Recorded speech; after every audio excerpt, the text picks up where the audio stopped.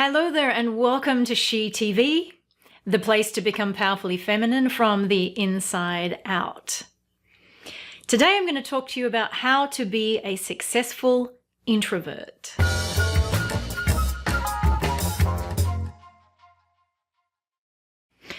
So today I'm talking to you about how to be a successful introvert. Why? Well, because I'm an introvert. I am a classic introvert. You might be going, huh? How could you possibly be an introvert and be publishing to YouTube and making videos and running courses and building an international community? You can. There are plenty of successful introverts out there. I want to talk to you about this today because I don't want you to confuse your capabilities and your abilities with your introversion. Now, I am sitting here in a happy place for me. I am sitting here talking to a camera. I'm talking to you, but I'm in an environment in which I am held. It's my own home. It's also my office, but I am happy here. I'm comfortable. Does this mean I don't like people or that I'm shy or that I'm not confident? None of the above. I'm not shy. I'm totally confident with my abilities and who I am, and I love people. It's just that when I'm out in public or in groups or leading groups, it drains my energy. Now, this is the definition of introversion versus extroversion. An introvert expends energy when they're out in public or when they're with people. And so they expend their battery starts to drain. Absolutely my experience.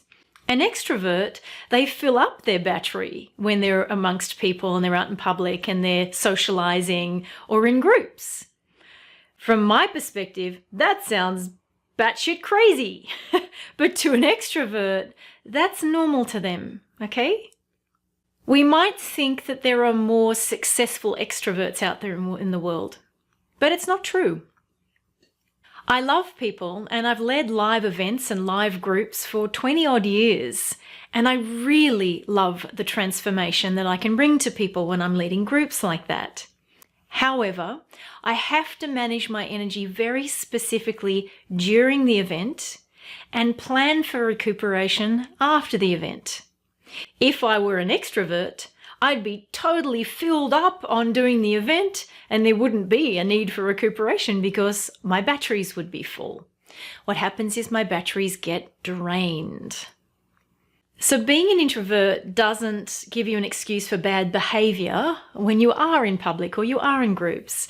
If you saw me in a group or you saw me in public or I was leading an event, I would be 100% there for you. In fact, that's the reason why I'd be turning up. For you, not for me, but for you. And then again, I would be managing my energy carefully and I would be planning for recuperation after the interactions. Now, I'm not going to digress too much into networking or what it's like for an introvert out networking, but just one tip. If you are in business or you're an entrepreneur and you're out there networking, I know it's something I don't like doing. It's not my genius zone, networking. But one way that it can work for you is just hone in on one person. Just hone in on one person and make it more about them than you. Just really listen to them, be present with somebody, rather than feeling like you have to take in the energy of the whole room or the whole group, and you get a bit overwhelmed with all of the physical noise and all of the energy from everybody. Just hone in on one, maybe two people.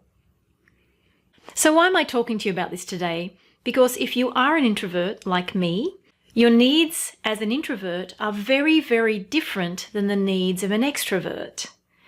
And so honor them, be clear on them, have boundaries around things. So as an introvert, if I'm going out with friends or a partner, I need to discuss exit strategies. I need to discuss, okay, if it's not working for me or if I'm starting to feel drained, I need to be able to have someone that's cool with that with me. And then I can just, in a non-charged, non-dramatic way say, hey, I'm good to go in about 15 minutes. See, that's another way you can manage it.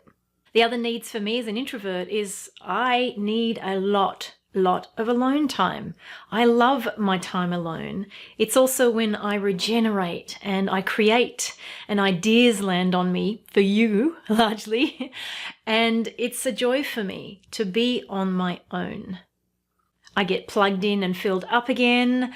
I feel inspired, I feel creative, and I'm ready to make more videos for you, or I'm ready to plan on some new strategies or some new ideas, some new ways to teach this work.